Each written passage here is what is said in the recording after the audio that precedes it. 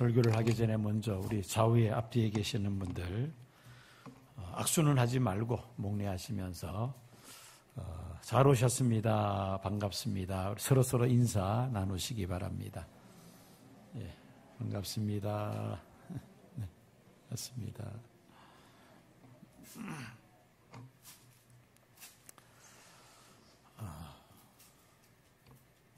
잠시 잠잠했던 코로나19가 이태원 동성애자 클럽에서 다시 확산되기 시작한 것이 점점 더 숫자가 늘어나면서 요즘은 또 교회를 타겟으로 해서 교회 공적인 예배 외에는 다른 모든 모임은 갖지 말라라는 국무총리의 그 행정명령이 지난 금요일부터 시행이 되었습니다. 교회 공식적인 예배만 드리고 다른 모임은 일치하지 말라는 그런 내용입니다. 물론 감염을 확산을 방지하기 위해서 우리가 최대한 조치를 해야 하는 것은 당연합니다만은 너무나도 의도적으로 교회를 타겟으로 해서 계속해서 이렇게 매스컴에서 알리면서 교회 가면은 마치 이 코로나 감염된다는 식으로 그런 그 잘못된 교회에 대한 선입관념을 지금 심어주고 있는 것 같습니다. 오늘도 아침에 문자가 왔더라고요. 교회 가서 조심하라 이런 문자가 아마 핸드폰 있는 분들은 다 받으셨을 것입니다. 그런데 최근에 교회 언론협회에서 이런 그 내용의 그 글을 보냈습니다. 주일 예배 출석 신도 중 코로나 감염은 겨우 0.0051%다. 0.0051%다. 8만 4천 개 한국 교회 중 확진자 발생한 교회가 22교회, 22교회라는 겁니다. 퍼센테이지로 따지면은 0.02% 교회에서 확진자가 이렇게 발생해서 확산된 케이스가 22교회, 8만 4천 개 교회 중에. 그런데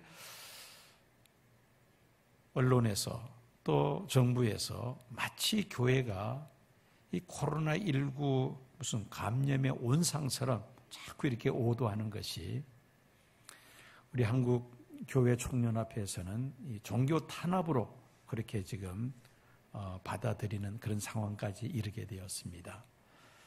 너무나도 부당한 정부 이런 조치에 대해서 교회가 어떻게 보면 방역하는 차원에서 가장 모범적인 기관 중에 하나인데 오히려 교회를 이 감염의 온상으로 이렇게 정부에서 몰아가고 또 언론에서 계속 이렇게 보도하는 것에 대해서 기독교 교계에서 가만히 있을 수가 없다 해서 한교총에서 또 우리 교단에서도 마찬가지고 공식적으로 항의하는 것으로 그렇게 하긴 했습니다만은 이미 그렇게 다 문자가 계속 날아가고 또 그렇게 보도가 되고 총리가 발표를 해서 이미 벌써 교회에 대한 인식이 이미지가 이렇게 지금 자꾸 안 좋아지는 것 같습니다. 어쨌든 참 교계 지도자의 입장에서는 부당한 그런 그 조치라 그렇게 생각할 수밖에 없습니다. 우리가 내부적으로는 이 코로나 감염 예방을 위해서 방역에 우리가 최선을 다해야 합니다. 마스크를 착용하고 또 들어올 때 체온도 다 측정을 하고 예배 드리고 나면 바로 또 이 소독을 합니다. 내부적으로 예배 드릴 때마다 마친 다음에 내부 소독을 다 실시하고 어쨌든 최선을 다해서 방역에 힘쓰고 있는데 이 교회가 코로나19에 무슨 감염 온상처럼 자꾸 몰아붙이는 것이 너무나도 못마땅해서 서두에 그런 말씀을 제가 드렸습니다. 우리가 이 코로나 탓만 하고 우리가 주저앉아 있을 수는 없습니다.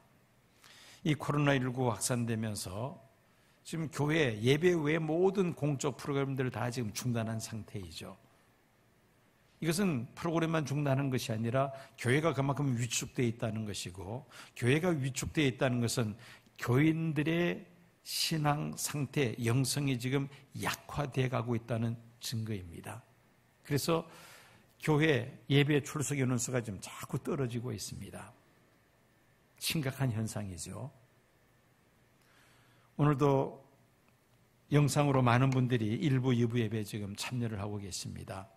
부득이한 사정으로 또 몸에 열이 있어서 예배에 같이 참여하지 못하는, 교회를 배려하고 건강을 생각해서 못 오시는 분들은 충분히 우리가 이해를 합니다만은, 교회에 가면은 무슨 이 감염의 온상인 것으로 오해를 하고 이 교회 접근조차 자꾸 막는다면 이건 문제가 있는 것이죠. 어쨌든 이런 상황 속에서도 우리의 신앙이 약화되지 아니하고 환경 탓하지 말고, 어쨌든 나의 신앙이 하나님 앞에서 정말 건강하게 든든하게 서가는 것, 이게 사실은 중요한 것이죠. 코로나19 이전 상태로 앞으로 우리 사회가 되돌아갈 수는 없다고 이구동성으로 다 말들을 합니다. 코로나19보다 더 나쁜 그런 전염 속도가 빠른 그런 바이러스들이 아마 앞으로 나오지 않겠나 아마 예측을 하는 것 같습니다. 그렇다면은 이전보다 더 악화되면 악화되지 더 좋아질 수는 없다는 겁니다. 이런 상황 속에서도 문제는 우리가 어떻게 신앙을 잘 지킬 수 있을 것인가, 이것이 우리에게 가장 중요한 과제 가운데 하나입니다. 이런 상황 속에서도 하나님의 뜻은 계속해서 진행이 되는 줄로 믿습니다. 하나님의 뜻이라는 것이 무엇입니까? 우리 주님 다시 오셔서 이 세상을 심판하시고 영원한 하나님 나라를 완성하시는 그 하나님의 뜻은 이런 상황 속에서도 계속 진행된다는 말씀인 것입니다. 그러므로 우리는 환경을 탓할 것이 아니라 이런 시대적인 상황 속에서도 우리가 어떻게 믿음을 지키고 이런 어려움을 헤쳐나갈 수 있을 것인가, 이것이 우리에게 매우 중요한 과제입니다. 그러기 위해서는 더 강력한 경건 훈련이 우리에게 필요한 것이죠. 그래서 오늘은 말씀과 기도의 경건 훈련이라는 제목으로 말씀을 전하며 함께 은혜를 나누고자 합니다. 이 경건이라는 한자어는 공경할 경자와 정성 건자입니다. 즉 정성을 다하여 공경하는 것이 바로 경건이라는 것이죠. 하나님 앞에서 우리가 경건한 신앙생활이란 우리가 정성을 다하여 하나님을 공경하는 것, 이게 바로 하나님 앞에서 경건한 신앙생활이라는 말씀입니다. 자, 하나님을 공경하기 위해서, 정성을 다하여 공경하기 위해서는 하나님께 가까이 우리가 나아가야만 합니다. 하나님을 멀리한 상태에서는 우리가 경건한 신앙생활을 할 수 없고 하나님을 정성으로 공경할 수도 없는 노릇입니다. 여러분, 누구를 가까이 하느냐 참 중요한 문제이죠. 아이들을 길러본 부모들은 다 경험하는 일입니다만은 사춘기 한창 이 반항기에 어떤 친구를 사귀느냐에 따라서 그 아이의 장래가 결정되는 것을 우리가 경험을 합니다. 좋은 친구들을 사귀면은 좋은 쪽으로 아이들이 성장하게 되고, 그렇지 않고 나쁜 아이들을 사귀면은 하루아침에 아이들이 망가져 버립니다. 그래서 이 사춘기 자녀를 둔 부모들은 정말 신경을 많이 써야 됩니다. 어떤 친구들을 사귀느냐 관심을 가져야만 합니다. 여러분들이 하루 종일 가까이 하는 분들은 어떤 분들입니까? 여러분들이 하루 종일 관심을 가지고 있는 일들은 어떤 일입니까? 각자의 직업과 하는 일에 따라서 다 다양할 것입니다. 예를 들어서 교사 같은 경우는 하루 종일 대하는 사람들이 학생들이나 동료 교사들일 것입니다. 그리고 하는 일은 어떻게 하면 아이들을 잘 가르칠 수 있을까, 교육할 수 있을까, 여기에 늘 생각을 하고 있을 것입니다. 사업을 하시는 분들은 어떻습니까? 대하는 사람들은 거래처 사람들, 또 아니면은 직원들, 직장 동료들, 하루 종일 대하는 사람이죠. 어떻게 하면 더 많은 수익을 남길 수 있을 것인가? 하루 종일 생각하는 것은 바로 그런 사업에 관한 일일 것입니다. 목회자들은 늘 대하는 사람들이 성도들입니다. 교인들을 늘 대하죠. 그리고 머릿속에 하루 종일 생각은 성도님들의 신앙생활을 어떻게 하면 잘할 수 있도록 도와드릴 수 있을 것인가? 우리의 자녀손들을 어떻게 하면 신앙적으로 잘 키울 수 있을 것인가? 교회로서의 역할을 제대로 감당할 수 있을 것인가? 늘 머릿속에 그 생각으로 가득 차 있습니다. 내가 가까이 하고 있는 사람들과 내가 하고 있는 일에 따라서 내 삶의 내용이 결정된다는 말이죠. 세월이 갈수록 더 바빠집니다. 많은 사람들을 만나고 많은 일들을 처리해야 합니다. 그러다 보니까 하나님을 가까이 하는 일을 잊어버리고 살아갑니다. 그러므로 세상에서 많은 사람들을 대하고 여러 가지 일들 하면서 우리가 늘 염두에 둬야 될 것은 하나님과의 거리가 멀어지면 안 되겠다는 것입니다. 하나님과 가까이 다가가기를 더 힘써야 되겠다는 것이죠. 그것이 바로 경건 신앙생활이 아니겠습니까? 코로나19 감염 예방하기 위하여 거리 두기를 강조합니다. 가능하면 얼굴과 얼굴이 서로 맞대지 않고 비대면으로 일을 처리할 수 있는 방법을 지금 연구하고 있습니다. 그러다 보니까 교회에 나와서 성도들과 마주 대하는 것도 피하게 되며 성도의 교제가 점점점 식어집니다. 교회에서 실시하는 모든 프로그램들이 중단되면서 사람들과의, 성도들과의 거리만 멀어지는 것이 아니라 하나님과의 거리도 점점 멀어지고 있다는 말입니다. 리빙 바이블이라는 현대 번역 영어 성경이 있습니다. 이 경건이라는 단어를 아주 쉽게 번역이 되어 있습니다. 하나님을 삶의 첫 자리에 모시고 사는 것이라고 경건을 번역하고 있습니다.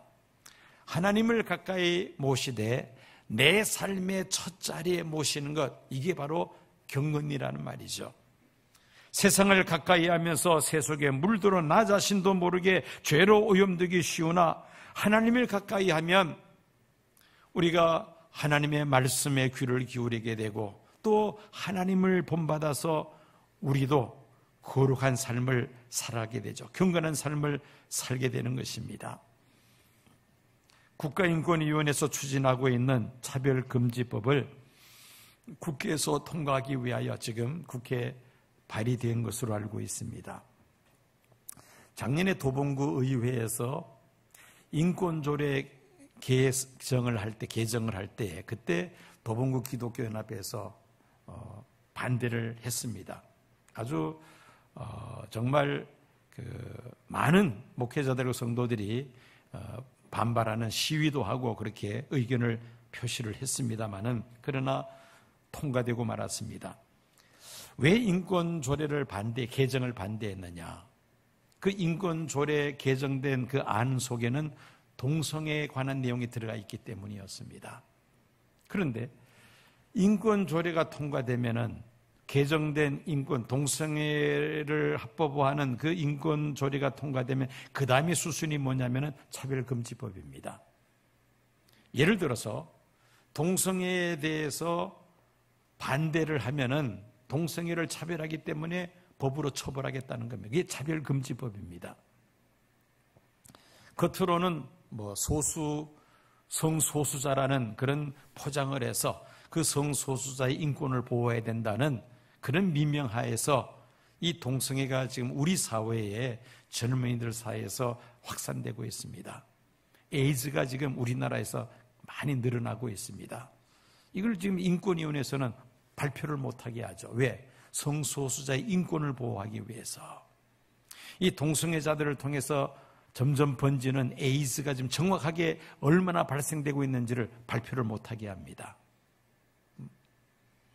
자, 이런 그 성소수자의 인권을 보호한다는 차원에서 지금 인권위원회에서 하는 일들이 지금 마지막 과정이 바로 이제 이 차별금지법을 제정하는 겁니다. 지금 포괄적 차별금지법이라 했는데 이것이 만약에 이제 통과가 된다면은 교회에서 동성애는 죄라는 말을 못 합니다.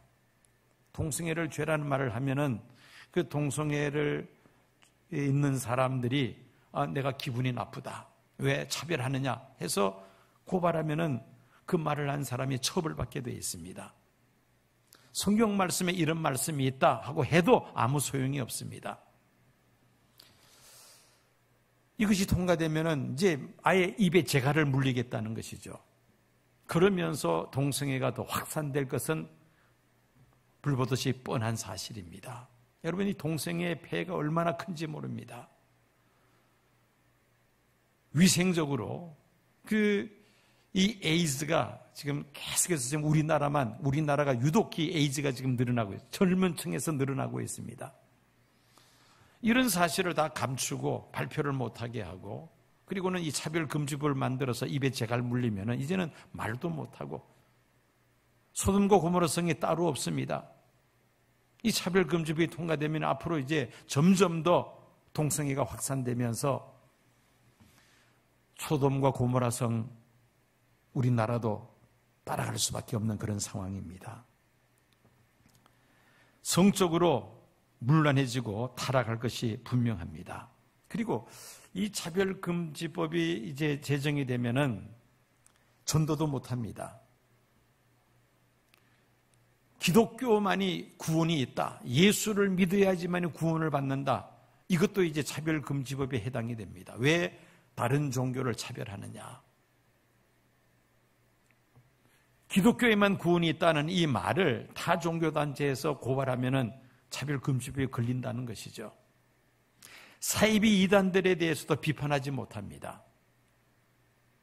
지금 코로나19 때문에 신천지의 그 모습이 적나라하게 다 노출이 되었습니다. 얼마나 반사회적이고 얼마나 비기독교적이고 얼마나 나쁜 집단인지 이미 다 드러났지 않습니까? 그런데 그런 사이비 이단 집단에 대해서 저거는 이단이라고 말하면은 그것도 이제 차별금지법에 걸리게 되어 있습니다. 전도도 못하고 이단들에 대해서 교회에서 어떤 적극적인 활동을 할 수가 없습니다. 그래서 지금 초비상이 되어 있습니다. 우리 사회가 앞으로 어떻게 흘러갈 것인가? 교회는 점점 더 위축이 되어 가고 성적으로도 도덕적으로 더 타락하고 동성애가 더욱더 문란하게 번져갈 것은 뻔한 사실입니다. 이런 세속화의 흐름 속에서도 우리가 환경만 탓할 것이 아니라 어쨌든 우리 그리스도인들은 하나님 앞에서 바른 믿음을 지키며 또 경건 생활에 힘써야지만이 이 어려운 시대를 우리가 헤쳐나갈 수 있다는 말씀입니다. 경건은 세속에 물들지 않는 것이라고 야고보서 1장 27절에 말씀합니다. 성도가 그리고 교회가 세속에 물들지 않기 위해서는 하나님을 가까이 하며 우리가 더욱더 경건 생활에 힘써야만 합니다. 코로나19로 인하여 비대면이 일상생활에 되는 이 새로운 세상에서 이전처럼 정말 열심히 믿음 생활하는 것이 힘들지만은 또 이런 상황 속에서도 우리가 하나님 앞에 경건 생활에 최선을 다해야만 합니다. 디모데전서 4장 7절 말씀 보면은 사도 바울이 디모데에게 경건 훈련을 해야 하는 그 이유를 이렇게 말씀합니다. 망령되고 허탄한 신화를 버리고 경건에 이르도록 내 자신을 연단하라. 여기서 이제 연단하라는 이 말 공동 번역에는 훈련하라, 그리고 개역 성경은 연습하라라고 번역이 되어 있습니다. 마치 운동선수들이 더 나은 기록을 남기기 위해서 자신과의 정말 피눈물 나는 그런 훈련을 해야만 합니다. 그런 훈련 없이는 기록을 넘어서지를 못합니다. 새로운 기록을 만들어낼 수가 없습니다. 성경에 쓰여진 당시 헬라 제국시대에는 지금보다 이 운동에 대해서 더 많이 강조하는 시대였습니다. 신체를 단련하는 것을 매우 중요시했다는 것입니다. 그래서 젊은 사람들을 교육시킬 때에 어떤 교육 과정보다도 이 육체를 단련시키고 운동시키는 이 체육을 헬라 제국 당시에 그만큼 강조를 했다는 것입니다. 사도 바울은 그 헬라 문화에서 헬라 사람들이, 그리스 사람들이 그렇게 체력 단련에 강조하듯이 성도들은 영적 훈련에, 경건 훈련에 힘써야 한다는 그런 말씀인 것입니다. 그 당시 망령되고 허탄한 신화가 에베소 교회에 확산되고 있었기 때문이었습니다. 그래서 경건에 이르도록 내 자신을 연단하라, 훈련해야 될 것을 말씀하셨습니다. 여러분, 특수 임무를 맡은 군인들에게는 어떤 극한 상황 속에서도 임무를 수행하기 위하여 특수 훈련을 시킵니다. 그 특수 훈련이라는 것은 강인한 체력과 정신력과 기술을 연마시키는 것입니다. 그래서 어떤 극한 상황 속에서도 전장에 투입해서 임무를 완수할 수 있도록 그렇게 훈련을 시킵니다. 병사들을 훈련시킬 때 귀가 따갑도록 교관들이 하는 말이 있습니다. 훈련에서 흘리는 땀 한 방울은 전시에서 흘리는 피 한 방울과 바꿀 수 없다. 훈련에서 흘리는 땀 한 방울은 전시에 흘리는 피 한 방울과 바꿀 수 없다. 훈련 받을 때에 정말 땀 흘리면서 열심히 훈련을 잘 받으면 전시에 피를 흘리지 않아도 된다는 겁니다. 임무를 성공적으로 잘 수행할 수 있다는 것이죠. 그런데 훈련 받을 때에 요령 피우고 적당하게 훈련 받은 사람들은 그런 유사시에 전장에 투입되었을 때에 땀을 흘리지 않는 사람은 피를 흘릴 수밖에 없다는 것이죠. 그래서 교관들이 훈련병들에게 훈련시킬 때 늘 이 말을 강조합니다. 훈련에서 흘리는 땀 한 방울은 전시에 흘리는 피 한 방울과 바꿀 수 없다. 그만큼 훈련이 중요하다는 말이죠. 우리가 싸워야 할 영적 싸움에서 이 영적 훈련, 경건 훈련도 그만큼 중요하다는 말입니다. 디모데가 경건 훈련해야 하는 첫 번째 이유는 7절에 있는 말씀같이 그 당시 에베소가 망령되고 허탄한 신화에 빠져 있었기 때문입니다. 에베소는 항구 도시로서 많은 사람들이 출입하는 그런 도시였고 또 서양의 문화와 동양의 문화가 서로 겹쳐지는 그런 지역이었습니다. 무역이 성행하다 보니까 경제적으로도 여유가 있습니다. 동서양의 많은 학문과 종교가 자연스럽게 유입이 됩니다. 그러다 보니까 여러 종교들이 들어옵니다. 바울이 에베소 두란노선에서 2년 동안 복음을 전파하면서 터키 영내에 많은 교회들을 세우게 됩니다. 그런데 어느새에 이 망령되고 허탄한 신화들이 교회 안에 파고들어오기 시작합니다. 지금으로 표현한다면 사이비 이단들이 교회를 어지럽히기 시작했다는 것입니다. 이런 상황 속에서 사도 바울은 디모데에게 망령되고 허탄한 신화를 피하기 위해서는 경건 훈련을, 경건 연습을 해야만 한다고 말씀하고 있는 것입니다. 두 번째 이유는 그리스도 예수의 좋은 일꾼을 세우기 위함입니다.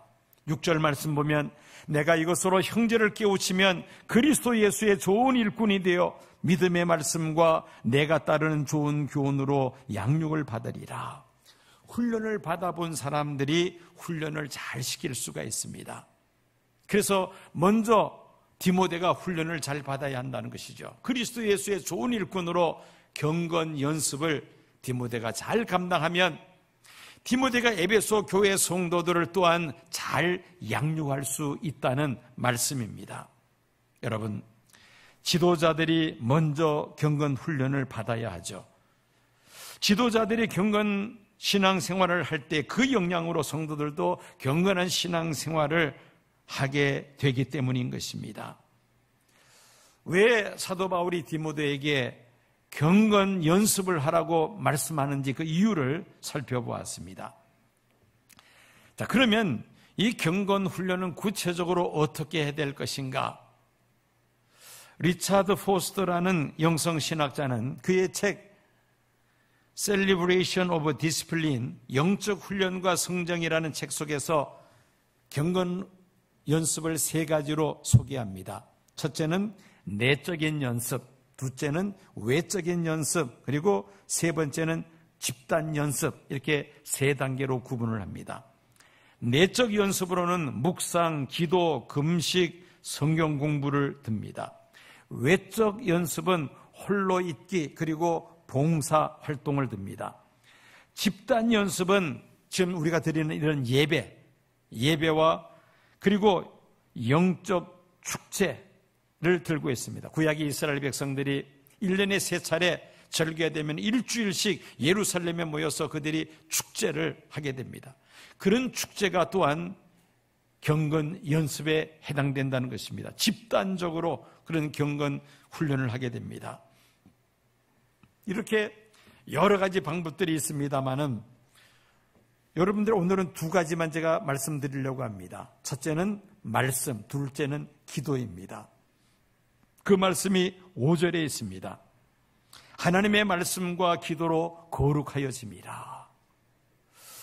우리가 경건 훈련을 하는 두 가지 중요한 축이 있는데 하나는 말씀 훈련이고 두 번째는 기도 훈련이라는 것입니다. 이 말씀과 기도를 통하여 우리가 경건 훈련을 할 수 있다는 말입니다. 하나님은 우리에게 성경을 통하여 말씀하십니다. 그래서 우리는 이 성경 말씀을 많이 읽고 묵상하고 설교를 많이 듣고 또 성경을 체계적으로 배우기를 힘쓰고 있습니다. 우리 교회가 성경 통독과 성경 필사 운동을 시작했습니다.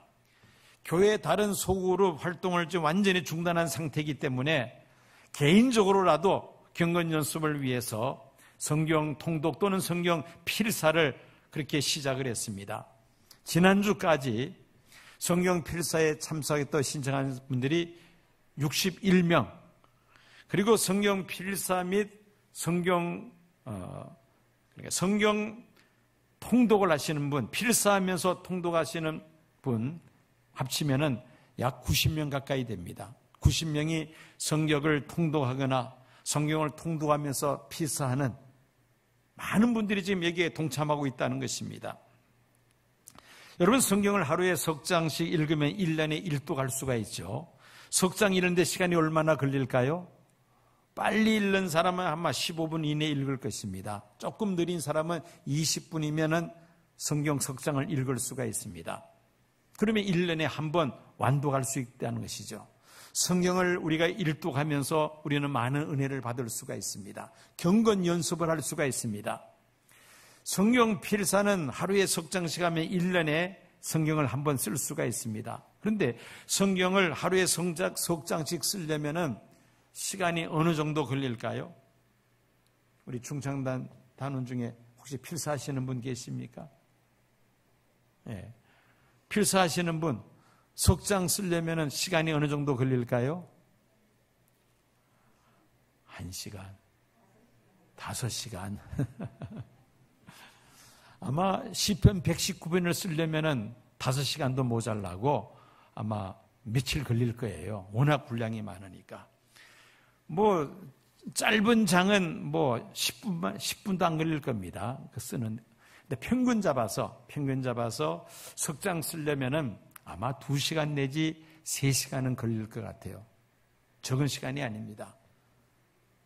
책상에 앉아서 성경책을 펼쳐놓고 2시간, 3시간을 그 펜을 들고 성경을 필사한다는 것이 이게 사실 쉬운 일이 아니죠. 그런데 그렇게 하는 만큼 또 은혜를 받습니다. 그래서 성경 필사하시는 분들이 이야기를 들어보면은 필사하면서 다들 은혜 받았다고 이야기합니다. 이런 것들이 바로 경건 연습, 경건 훈련에 굉장히 중요한 축이 된다는 것입니다.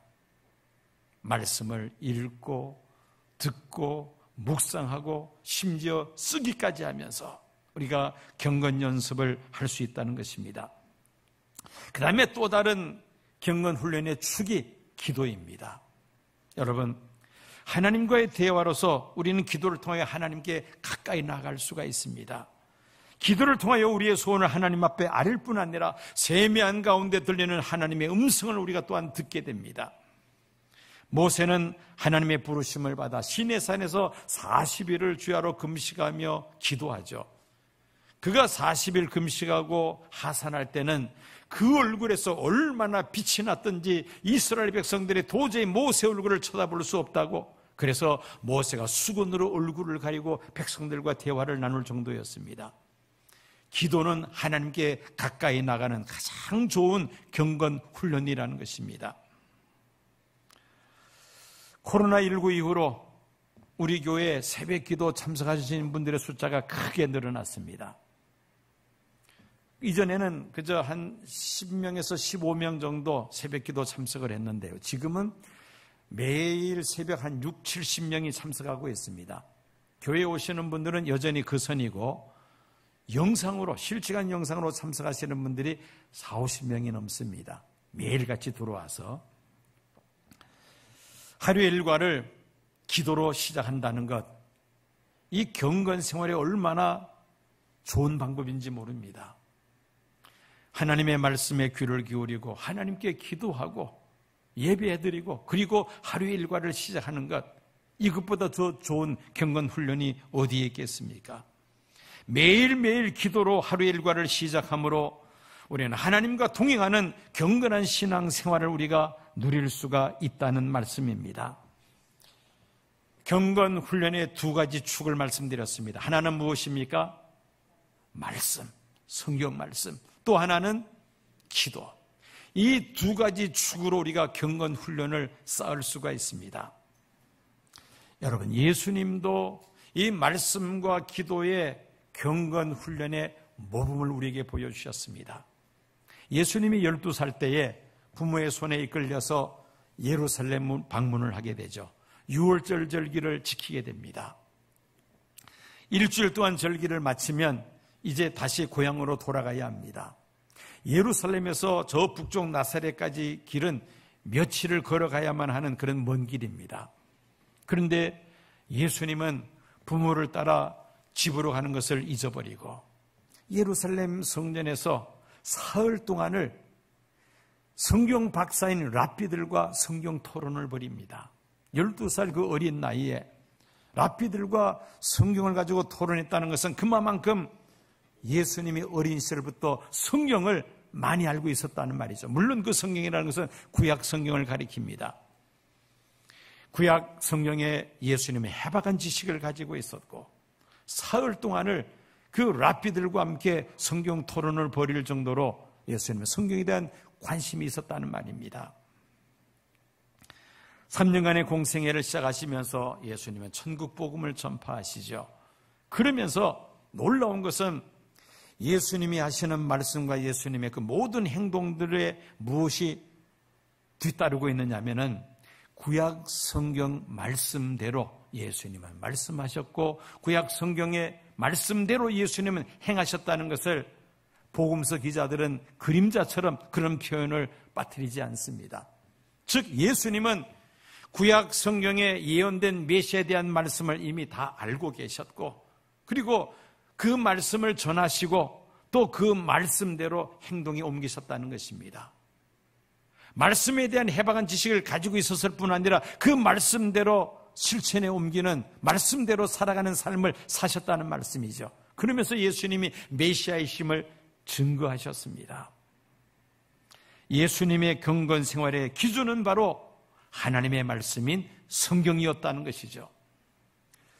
그리고 예수님은 경건 생활을 위하여 하나님께 가까이 나가기 위하여 습관을 쫓아 감람산에 오르셔서 기도하셨다고 성경은 기록을 하고 있습니다.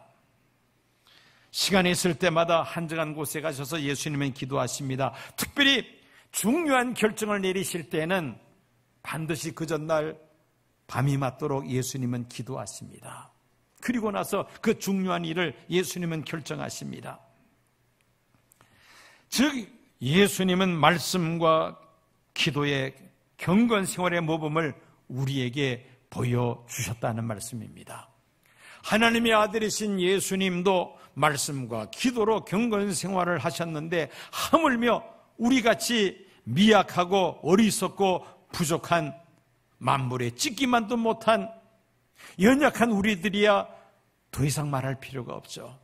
말씀과 기도의 경건 훈련이 없이는 우리가 하나님 앞에 믿음 생활을 제대로 지킬 수가 없습니다. 특별히 오늘날처럼 코로나19로 말미암아 교회 모든 모임이 중단되고 또 사회의 분위기가 점점 더 세습화되어가며 타락해가는 이 사회 속에서 경건 생활의 훈련이 없이는 이 거센 세파를 거슬러 우리가 올라갈 수가 없습니다. 즉 우리의 믿음을 바로 지킬 수가 없다는 말씀입니다.